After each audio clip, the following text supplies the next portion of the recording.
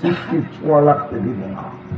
তোকে মার পেটে আমি কুদরত দিয়া তৈরি করছি, তোর জান্নাতে সবকিছু আমি কুদরত দিয়া করব, কুদরত দিয়া কোন সৃষ্টির ছোঁয়া লাগতে দিব না, এমনকি ফেরেশতাদের ছোঁয়া লাগতে দিব না।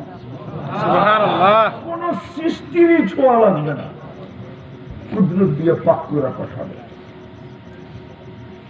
ইউসুফ আলাইহিস সালামের মতো রূপ হবে, প্রতি শুক্রবারে রূপ বাড়বে, আল্লাহকে দেখবে, ইসদাদা হুসনাম ওয়া জামালা, রূপ কোটি গুণ বেড়ে যাবে।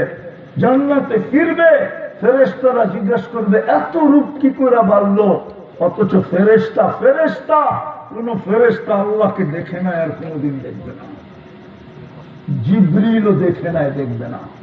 এটা তো মেরাজের রাত্রি প্রমাণ হয়েছে, দেখে নাই, দেখবে না।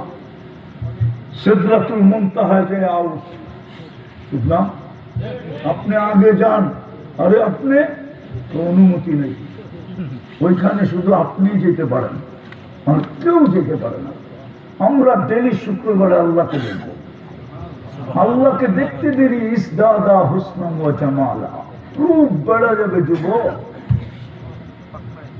তো ইউসুফ আলাইহিস সালামের মতো রূপ দিবে, মিলাদি ঈসা, ঈসা আলাইহিস সালামের মতো 33 বছরের বড় টকবগে যুবক, আলা কুওয়াতি মুসা, মুসা আলাইহিস সালামের মতো শক্তি, খুলুকি মুহাম্মদ, আমাদের নবীজির আখলাক সেট হবে। সৌতা দাউদ, দাউদ আলাইহিস সালামের মতো সিঙ্গার হবে, প্রত্যেক জান্নাতি নারী পুরুষ সিঙ্গার।